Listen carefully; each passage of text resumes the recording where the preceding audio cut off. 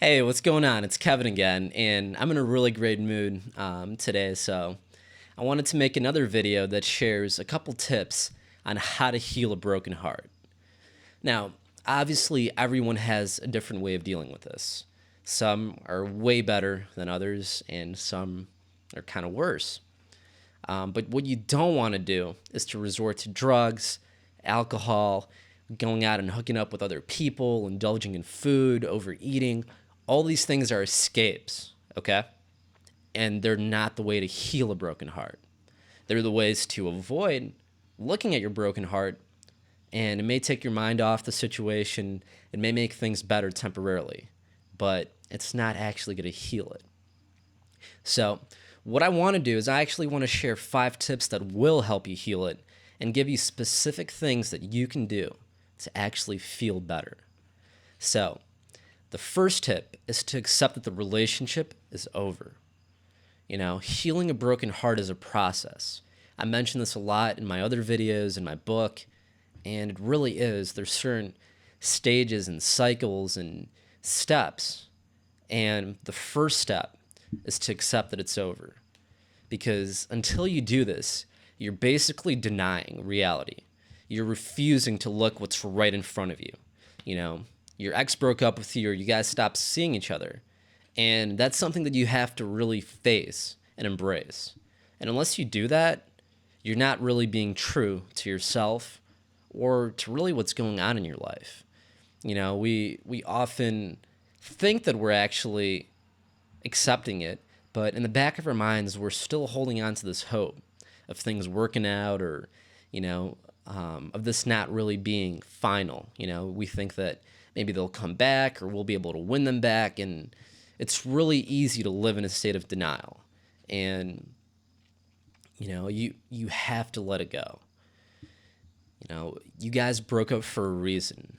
And if you really think that those reasons are not going to be there when you guys get back together, if you guys get back together, then you're really just lying to yourself that much more. Like, seriously, if by some odd chance you do manage to get them back, those things are still going to come back up.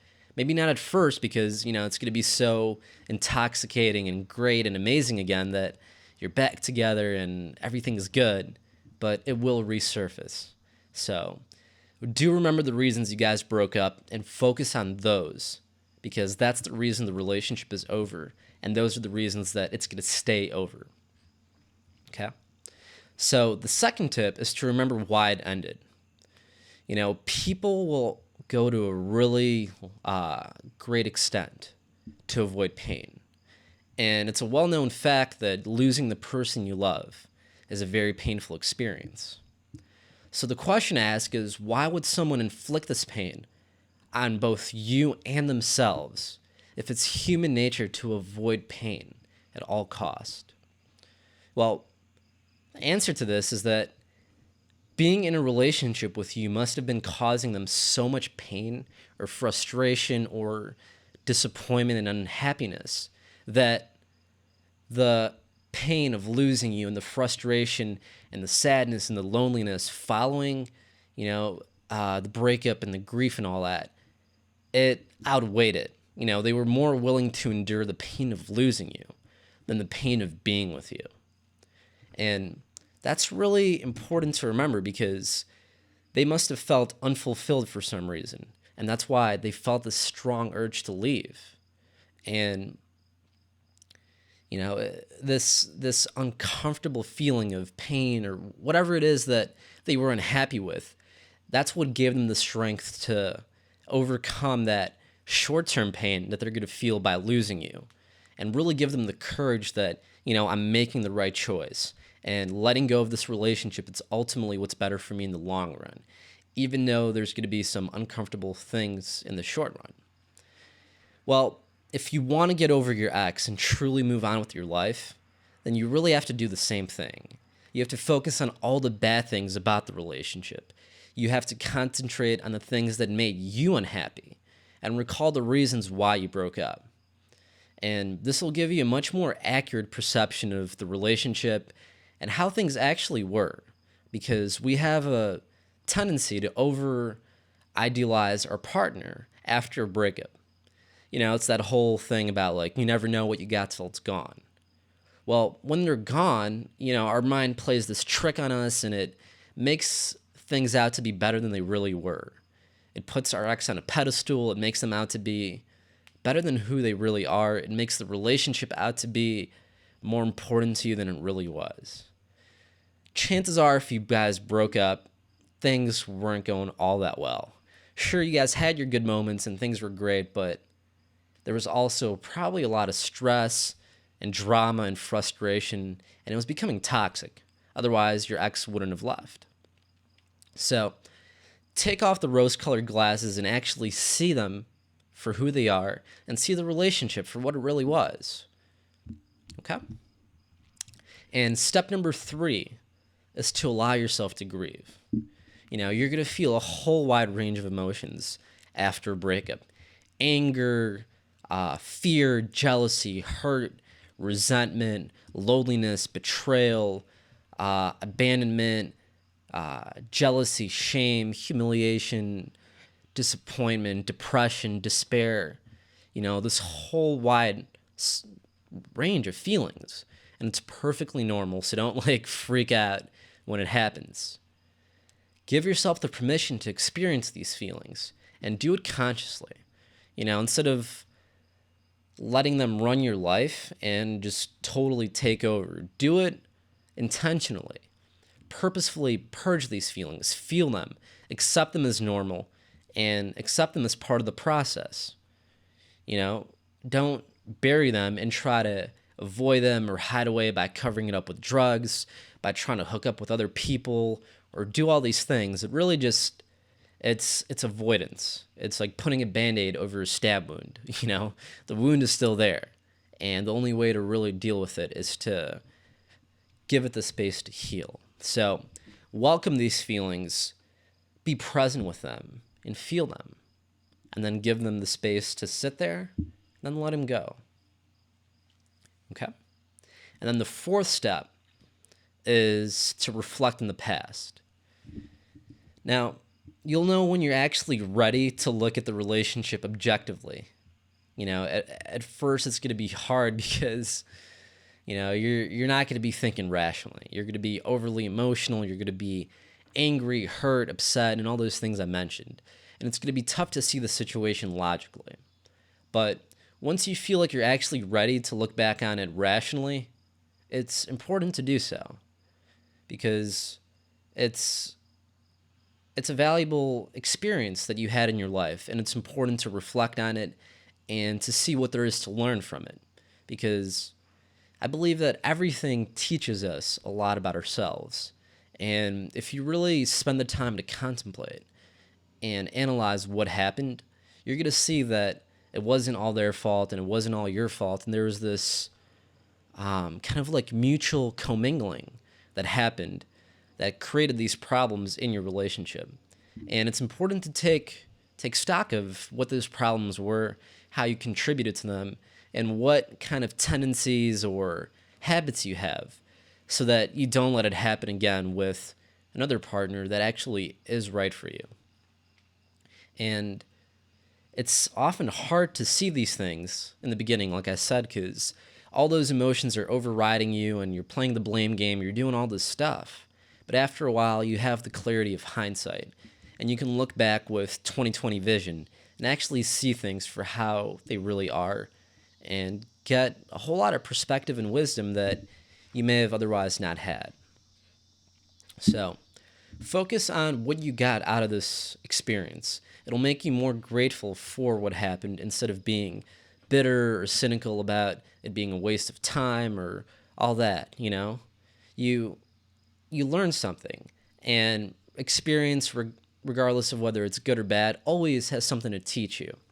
And if you focus on the things that you took away, it'll make it easier to integrate into your life. So, assess the good and the bad and turn your wounds into wisdom. Don't just become bitter. Use it to become better. And you always have that choice. And I really recommend making the choice of becoming better instead of bitter. because that's really not going to serve you and it's not going to help you, and it's just going to ruin your life in a sense. You'll be living frustrated and disappointed, and you'll go into your next relationships being kind of wary and skeptical, and it's not a good place to be. And the fifth and the final step is probably one of the most important ones, except for, accepting it's over and not lying to yourself. And the fifth step is to learn to love yourself fully. After a breakup, we often start scrutinizing every little frickin' aspect of ourselves. Were you not pretty enough, not funny enough, not exciting enough? All these things. But the truth is that you were enough, okay? But it's really hard to get this through your fucking head after a breakup, because all we see is, personal inadequacies and all the things that we did wrong, because the pain of rejection hurts, and it makes us feel like, if we had have only done this, if we had have only done that, if we were better, or if we were more this or more that, then things wouldn't have turned out the way they are. And while certain things about that are probably true, it's important not to use this as evidence of inadequacy. Don't use this to beat yourself up and kind of get down on yourself, because, nothing your ex ever really did or said is entirely about you. It's a reflection of who they are, where they are in their life, and what they value. Even if your ex blames you for everything that happened, remember that it's really just one side of the story. It takes two to tango, and your ex is just another human being with their own imperfections and shortcomings. They have their own sets of issues to deal with, as do you. So keep that in mind before you place all the blame on yourself and just get really down about what happened. Let go of your feelings of lack and realize that you're not any less whole or worthy or complete just because things didn't work out with one particular person. It's one person. And the personal inadequacies that you may feel like you have as a result of this relationship not working out may simply be as a result of incompatibility. Maybe they had different values, and because they have certain values, you didn't make them happy, or there was a disagreement. That's not to say that there's not someone else out there that's going to love you because you have those values. The very things that repelled your ex could be the very things that draw the new person to you. And this is a really important perspective to have, because it's really tempting to just go down this downward spiral, make yourself feel like you're not good enough and all these things. But, it's just one person. And, it's hard to see these things up front. It feels like everything's compatible and you guys are perfect for one another and you're so alike and your connection is so rich, but only time can truly tell when it comes to compatibility. The beginning of a relationship is not the best indicator of what being in a relationship with that person is really like. So don't blame yourself for what happened. Realize that you couldn't have possibly foreseen any of this when you first met them. It was totally new and you had to get consumed and intoxicated and all these feelings. But it's only over time that you really realize. So I know it hurts to face the fact that, what you had is gone, but, it hurts to know that that it took so long to really see the person for who they are, to see what this relationship really is. But, only time can reveal, compatibility in a person's true character. So don't get down, just dust it off, move on, and don't let one incompatible partner make you lose kind of your self-esteem and your faith in yourself and your belief that you're whole and complete and worthy of love, because you are, okay? And I really want you to realize that, because it's really important. There's plenty of people out there that are going to appreciate you for who you are. So acknowledge your positive qualities, learn to love yourself, appreciate yourself for who you are, and then go out there and give people the gift of you. Let your light shine, and you're going to draw in people that love your light, that want to be in your light, that want to bask in it, that want to have a part in your life rather than fucking fight day and night to get you out of theirs, okay?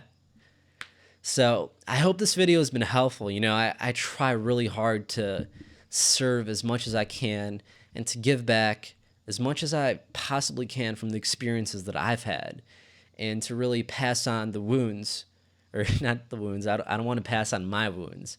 I want to pass on the wisdom that I've learned from my wounds. So if this has been helpful, I'd appreciate hearing what you think.